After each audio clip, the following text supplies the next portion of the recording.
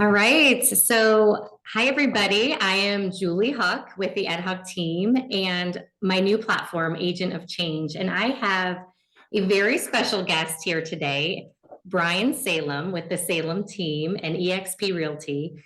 And I'm really excited to have Brian here. We've known each other for a long time. I know him and his wife Jackie, and they are just awesome human beings. They run an amazing team. So, Brian, would you introduce yourself to everybody and tell us about how awesome you are and your team? Well, my team is awesome. I guess I am the one that runs it, but I appreciate you doing this and this platform and, the invite. And I know we were talking kind of before this, just, having these sort of discussions and putting, some information out there to learn and grow, and help agents throughout is amazing. So thank you for doing this. Yeah, so 2002, is when I got my real estate license, pretty much, I'd say fresh out of college. I was a year out of college, but certainly new to the Cleveland area, just had moved there. So that's kind of where it all started. And there might be some questions kind of throughout, but started as a, solo agent then. And the story there, right after I got my license, I'm like, well, if I'm going to sell properties, condos, homes, I was living in Lakewood. I'm like, I gotta probably own one myself. So saved up some money my first year selling a couple of homes to buy a 58 or $60,000 condo, and got involved with their board and was fortunate just to understand networking, and not being from the area. So that's really for me kind of the foundation of where it started, is didn't know anyone. So getting involved, join the boards, the chambers, the BNIs, back then, and still very involved with all of that today. And so, met a gentleman who owned like a couple hundred condos. He says, I'm going to look to sell these. Do you want to be a part? And sort of that's kind of where I got my start. Awesome. I didn't start the Salem team till 2009. Okay. And I know we'll probably talk about that market. Yeah. I didn't really know better, except for I figured out internet lead generation and Craigslist before, the Zillows of the world and Realtor.coms, and just understanding like there's a huge population. So how, an internet, was around then, but IDX feeds weren't really a thing, but I was able to figure out how to do that before that was a thing. So just having a lot of just sort of internet leads was kind of how I got through that shift. But I had so many, I couldn't, I was just feeling like the follow-up and the service wasn't there. So hired my first agent then, which was Matt Chase at the time. And so that's where the Salem team was sort of born, and has certainly been rebuilt a couple of times since then. But through now today, moving over to XP 3 years ago now, and Jackie joining shortly after our son was born. So she's been 7 years, with us. And now we're out of Avon. You and Jackie have a similar story as Ed and I, because she started in new home sales. She did, yes. And I remember when I was in new home sales telling Ed, I can totally do your job. It's easy compared to what I do, and I'm sure she said that to you. And I'm curious. She would actually give you a very hard time, probably a different answer, because when I first met her, I told her how easy this shit as her job was, that you just have to sit back and let Ryan Holmes do all the marketing, and then the people come to you wanting to buy. I'm like, I had to go out and like hustle and get these. So we have a very fun banter about whose job at the time was easier. How did the merge finally happen? Because I know we have our story about how it finally happened, but like us dating, or her working. How did Jackie and you? How did she finally, get full time in your team? Because I know that's a huge. Your partnership is a great reason for, your recent success and all your, decisions that you guys have been making lately. And it's just neat to know another family team that has been really successful like you guys. So she sold, new construction through a lot of different shifts as well with Ryan. And she started becoming really passionate about teaching and training. So she then, through, I guess networking with, MVR, which was the bigger umbrella company, interviewed and got a regional sales trainer. So she did that for a number of years, but was traveling quite a bit. But, it was just her and I, and it was it was fine. You know, I mean, she had a, you know, a couple of states around here, Ohio, Michigan, Mhm. Indiana, or, you know, Pennsylvania. So she would go train, you know, new sales reps. So Yeah. she kind of just became real, you know, passionate about that. And then we had Joe just, which were, you know, he's 8 now. The traveling just was going to not work. Mhm. So at the time I had gone through, yeah, we had, you know, had a team, you know, that I started, and I was struggling trying to figure out this whole ISA thing. Agents weren't doing all that I was asking of them with the follow-up. So I'd gone through some turnover with that. Well, she had an opportunity with Ryan to kind of step down from the traveling and do internet sales when internet sales was Mm. kind of starting Yeah. out, but she would be able to work from home. So having Joe, I'm like, you know what? They have great training. Why don't you work? So, you know, planning, strategizing, you know, we need this sort of foundation. Why don't you see how it is for a year working from home? Let's kind of figure out the parenting thing in our, you know, late 30s. We were, figure that out, but get the training, because then maybe you can then help kind of in your role, which is we worked on a lot, is trying to figure out like our lanes. You know, we decide like, okay, well, here's the hats I'll wear, here's the hats you're going to wear. You know, I'll keep the license and do more of the selling. You do more of the teaching, retaining, you know, mentoring, guiding, follow-up calls and stuff like that, and not get your license. So we kind of just sort of keep that, you know, separate. So once, yeah, Joe was born, she liked the internet sales. It did get boring to her just to kind of, you know, it was the same kind of communities. Mhm. And so obviously just more for, you know, Joe's sake and our family's sake, Yeah. we kind of worked through that plan. And that was probably now 6.5, 7 years ago.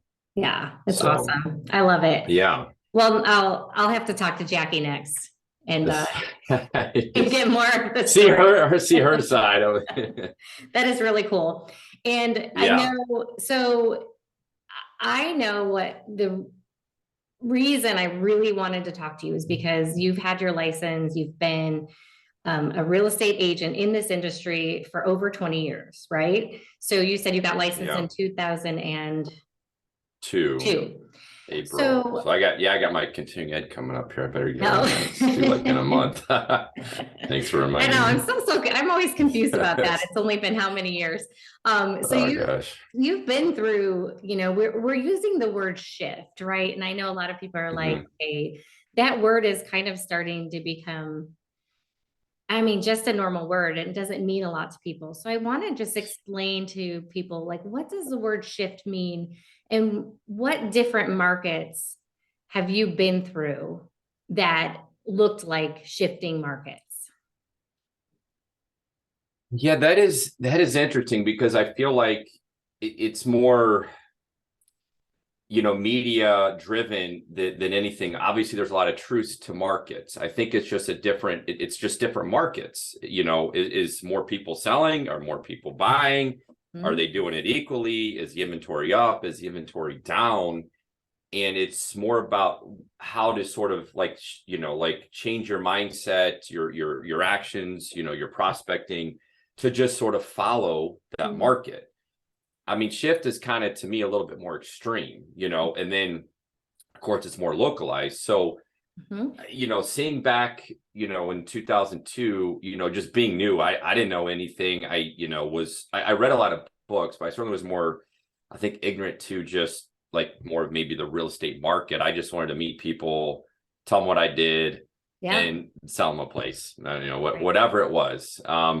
So obviously kind of getting started, that was my focus. And you Mhm. know, looking, okay, well, 2005, 2006 being kind of when I started, I didn't even really know then what I didn't know. I just, okay, banks were loaning out bad money, but I didn't know that at the time. It's just sort of what was happening. Right. Right. Um, and so it was just trying to figure out through that, and like, again, helping people through that, you know, process. And, you know, Mhm. being that, you know, didn't know anyone, didn't really have any money then. I just showed up and tried to help people. And it's only when you can kind of look back, like I didn't even, you know that that was a high market. And then you Mhm. kind of get into 2009. But again, there was still a lot of people buying then. There were just more people getting foreclosed on.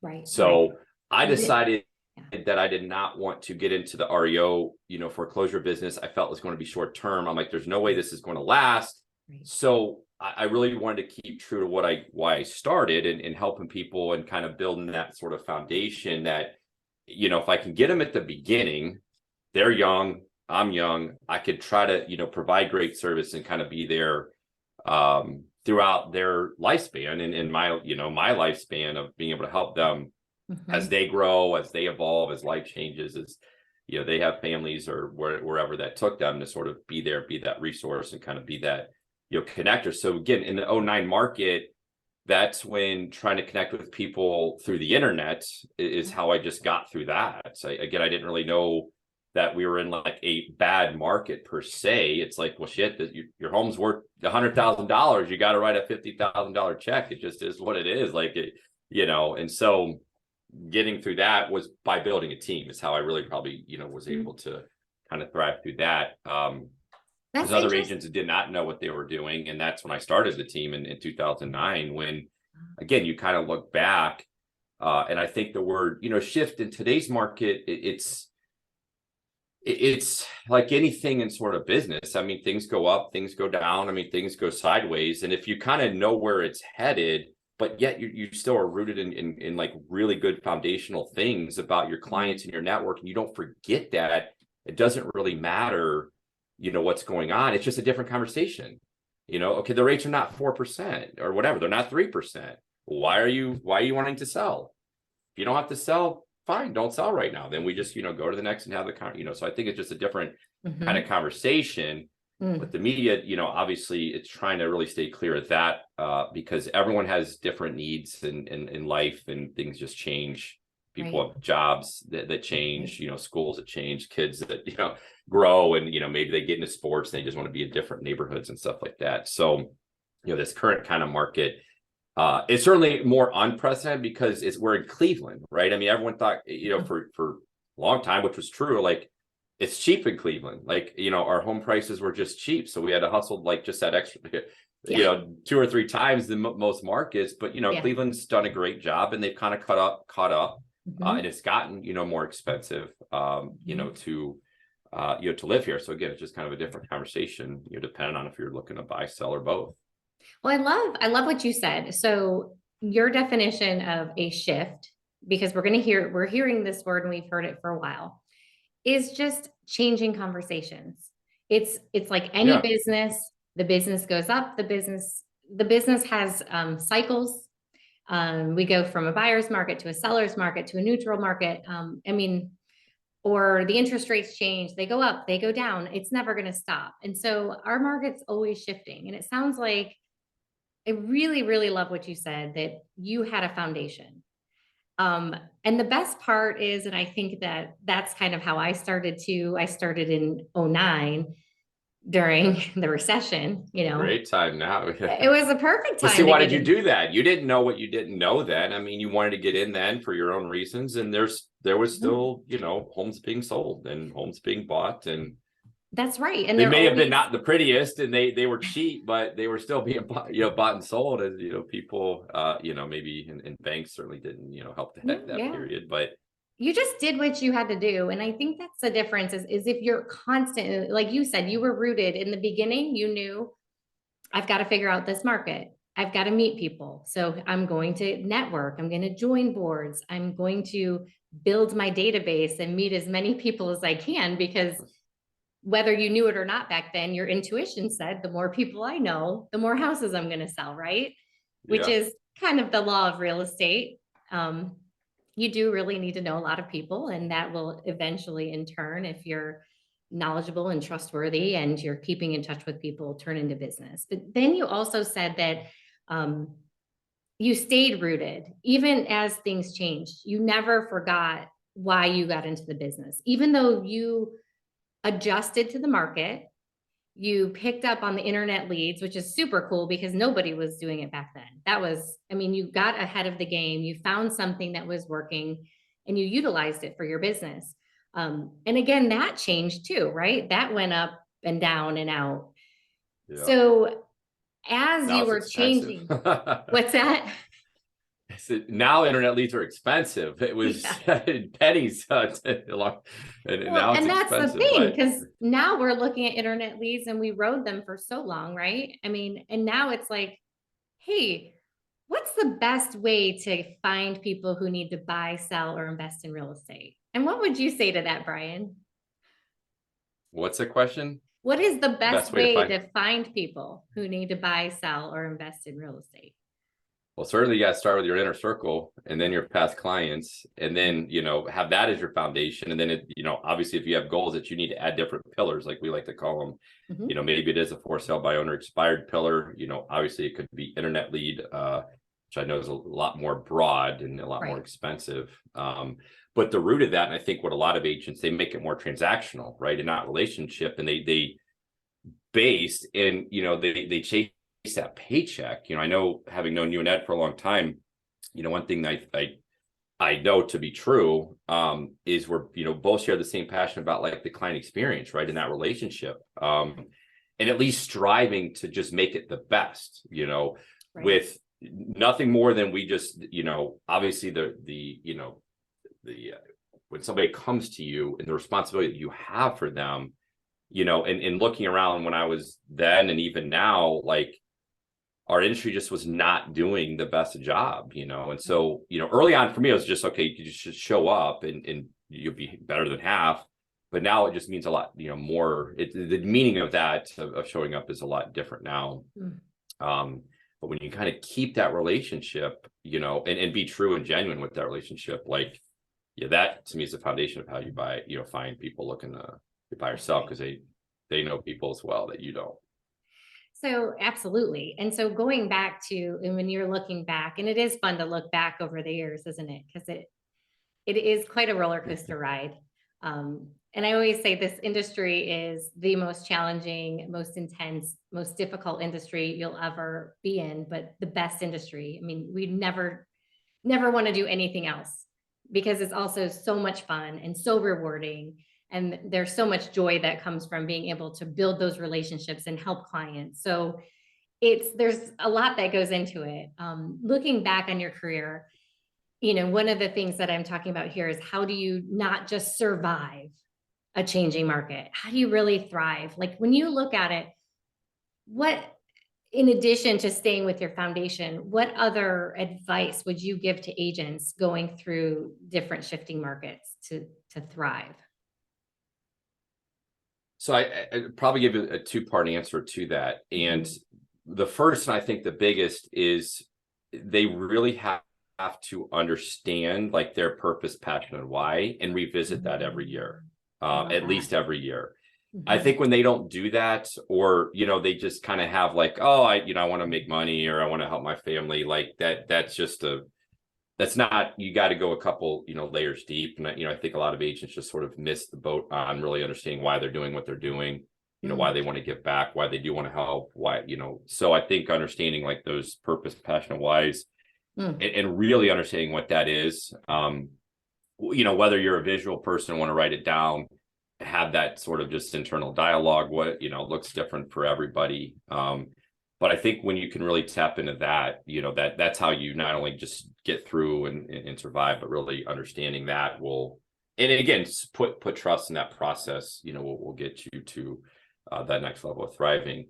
And then I'd say the second part of that, that I feel like I've kind of tried to teach a lot of our agents through the years, and it has changed meaning for me throughout the years, but I've kind of coined the, get up, dress up, show up kind of attitude and mindset, mantra, whatever you want to call it. Early on was getting up, in my 20s, was just get my ass out of bed. It means a lot more. And I think, with the get up part, it starts the night before, right? I mean, building those good habits and those routines, getting your mind clear so you have a good night's sleep.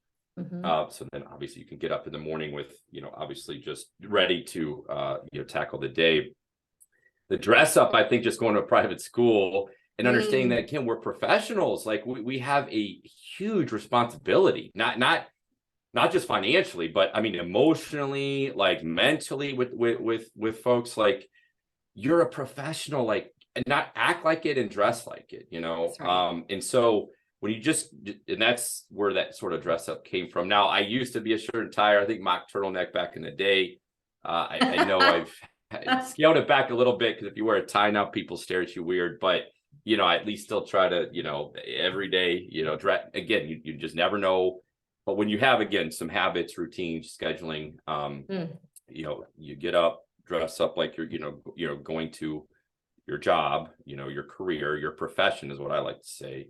And then the show up, again, I think I alluded to earlier. I mean, early on, showing up was just, all I had to do is just go to the office and like just do some activities, and it just sort of breeds other activities. And like half the agents just don't even do that. So like you'll be way ahead just by doing that.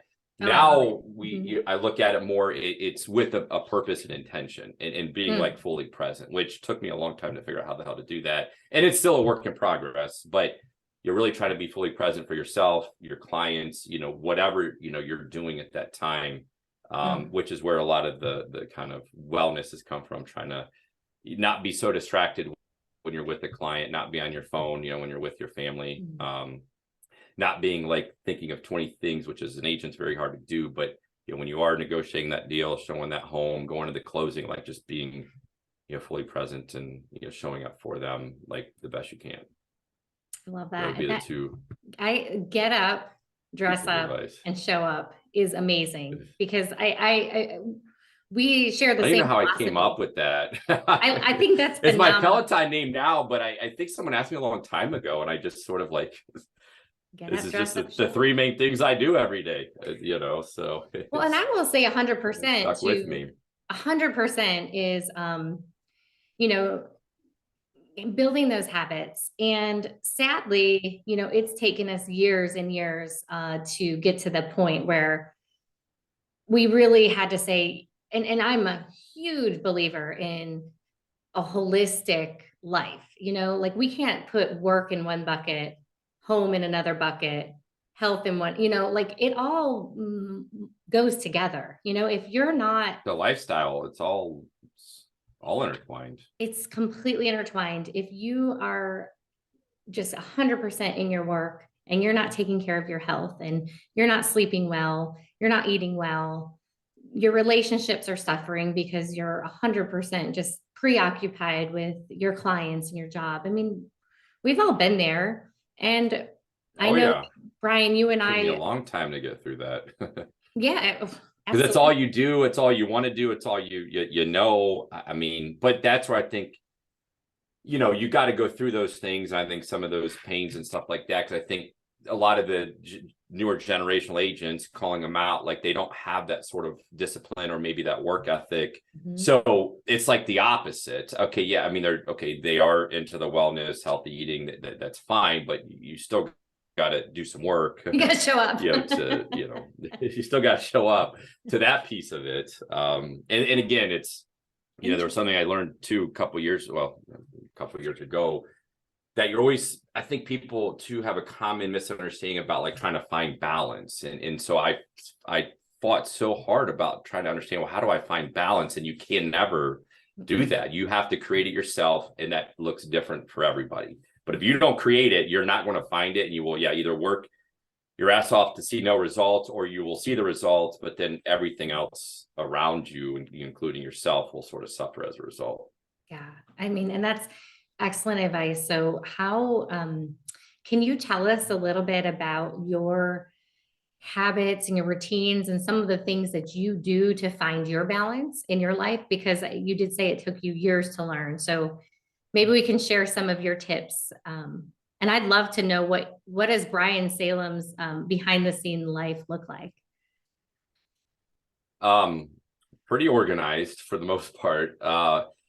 So it started with like movement and exercise, and I think I got into meditation. I have, and then I think Peloton is really where I think just sort of that mindset, conversation in my head shifted, that you got to exercise every day, and kind of eat right. Now it's not perfect, but I used to be like a watch guy. I had way too many damn watches. It was a watch guy. And like 3 years ago, and I had an Apple Watch, I just didn't wear it often. So I kind of challenged myself. So it started with the closing the rings. It just was a challenge to myself. I wanted to do it every day for a year. You know, it's been now 2.5 years and I've never not done it. Wow. So it's like, you know, every day, 30 days of exercise. So, and then I got into running, you know, through a good friend of mine. So I think the body movement, it doesn't, I mean, if it's a walk, if it's a run, if it's a bike, if it's something, like you got to do something for your body, you know, every day in, you know, drinking lots of water. And again, trying to create like, you know, good, you know, eating habits. So do you now have that's this? just ingrained in me. This is the newest. Jackie would be very impressed that she's seen a Stanley after It years of jumped Yetis. on. It does not fit in cup holders and, you know, like the big tumblers of Yetis, but that one does, and she has the exact same one. It is the I just hottest do. trend right now. The hottest It trend. is. If you don't have The a Stanley, Stanleys. You get 40 ounces or whatever it fits. it's like $1 and million it's in a cup to holder buy and one. keeps I'm it. not sure, but anyway, keep going. Sorry. Jackie Drink does lots of have water. the Stanleys, so but then it's, I think, and then you just got to get into a routine, you know. So I mean, every day I get up at the same time, do the same morning routine, get our son on the bus, I get dressed up, and I'm in the office every day by like 8:15. Okay. So then just, you know, and that's Monday through Friday. And so the first few hours, again, I kind of like to follow up, follow back, follow through. Like that's sort of just what my morning looks like. You know, afternoons and evenings are appointments. Such good follow up. Follow up, follow back, follow through. Follow up, follow back, follow through. Follow through. Yeah. So okay. I have like piles, and I'm still a little bit old school with file folders and stuff. But like that, you know, that's an everyday thing, Monday through Friday. And I mean, I try to stay very disciplined with that. You know, we do like Monday accountability meetings in the morning, so that starts there. And there's, you know, we do a team thing on Thursday trainings. Okay. But then the summer, you know, we found obviously the lake and boating. So, you know, spending time, you know, with Joe on weekends in the summer up there kind of helps us create that sort of family life, you know, a little bit outside of work, and kind of just, you know, kind of that reset and just enjoyment of your friends up there, and just, you know, life out on the water and the fun things that we like to do, you know, on Lake Erie. So there's kind of that. I think I've referenced, I mean, they're just different pillars. So, I mean, the exercise pillar, the work pillar, and then, you know, just sort of the fun pillar that we like to do, you know, as a family. So, and that creates the balance, right? Because you can go and have a really big week, right? At the office, you can have appointments every night. You can have a little bit of that feeling unbalanced at home, but you're able to kind of snap back on the weekend and just have that 100% one-on-one time with your family, which is really what balance and counterbalance is all about, is kind of going back. And when you can control your schedule and kind of lead to control, you know, obviously just sort of, you know, in our industry, technology and things have definitely helped streamline. I mean, you were there probably back in the 3-carbon copy, dot loop wasn't around. I mean, it was faxing. So, you know, you're almost like, well, how can I sell 50 or 60 just myself? And then you have the team, you know, that does, you know, amazing job selling their homes. Like, how can you even do that much as one person? And not, you know, I don't work 80 hours anymore a week. You know, it's probably fair to say 35 to 40 really. And if it's more intentional, and that's where I think really starting the night before, you know, I mean, really on Sundays, I look at the week. Okay, I could do these biking these days, running these days. You know, sometimes it'll be in the morning, sometimes it'll be, you know, in the evening, because I really don't like to mess up my morning routine, you know, with it. But sometimes if I just got like too full of a night, you know, I might do it in the morning. But starting the night before each night, looking at your day and just writing down 2 or 3 things. Here's my appointments. Here's the things I want to get accomplished. You go to bed, I think, just more well rested. Your mind's a little bit clearer. You're not thinking, like scrambling in the morning. And then, you know, the next thing you know, you're on whatever social media the first few hours. You got a gazillion emails, and then it's noon. And I just see too many agents through the years kind of get into that bad habit, you know, and routine. It's tough. Yeah, it is. It is tough. Yes. You know, it helps me as I'm married to a very structured, diligent person. Sounds a lot like you. And it helps me, it keeps me on track. You know, bedtime is 10:30, awake time is 5:45. And it doesn't change. Like even on the weekends, it's like, oh gosh, it's 10 10:45, we're crazy, and How has it changed? I mean, how's that changed getting into that routine? it's changed. I mean, it changed our lives, and I will say Yeah. the health and wellness piece, the spirituality piece, meditation. Ed and I both got trained in transcendental meditation. So if you've not tried that, it's pretty cool. There's a place in Lakewood that trains you. I've only done them, but yeah.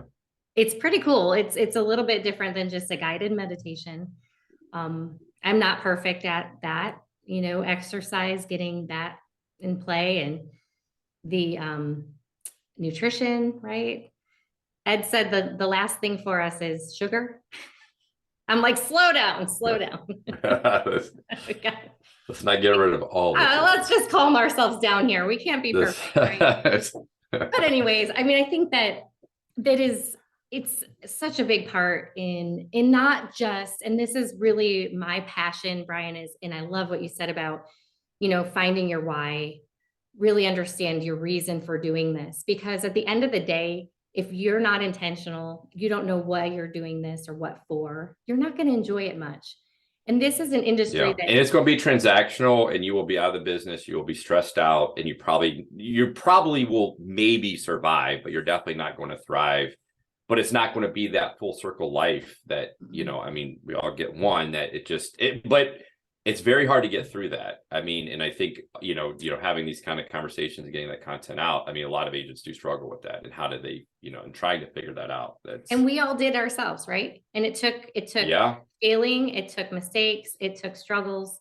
It takes life happening to figure it out. And if you can figure it out sooner, and Brian, I'm sure you are an amazing mentor. You're an amazing coach. You run a team where you're pouring into your team members. You're training them on a weekly basis. You're helping people to really live the big life of real estate, to run their own business and thrive. And so I'm sure if anyone had any questions, if anybody has questions, I'm assuming you're willing to answer them. Or, Yes. if people reach out to you, I'm just putting it out there for you, right, Brian? Follow us, message us, text us. How do we get in touch with platform you and the Salem team? Well, I mean, all of our social media platforms, if you want to follow, or just, I guess, reach out through those messagings, just everything's at the Salem team. So Facebook, Instagram, and then just Brian at the Salem team is the email. And I'm sure Brian would be happy to share with you some of the things he's learned. If you're struggling in the health and wellness, I know he'll just say, buy a Peloton 100%. Yes, I will. He told me that for years and I didn't. But it's only been like 3 years. I mean, it's 3 years. So, that's still working. It is pretty awesome. But now I cannot not do it. I know it's like that's a good place. It took me a while to even get there. But when you can kind of get to any habit to that, and it's the same thing like with prospecting. Like I would not be able to handle myself if I did not do that a couple hours. It would just, I have to get through that. Same with the extras. Like I've got to just show up and do that. And none of these things need hours and hours and hours a day, and none of it happened overnight. It's all a practice. It's all an evolution. It's all a journey. And one of the things I heard yesterday, and we can probably wrap up on this, is just do the next right thing. What's the next right thing for you to do? And just do it. Make that choice. And eventually all of those next right things will add up. And eventually your life will look like Brian's, that it'll have a structure. You'll have a health and wellness practice, a meditation practice.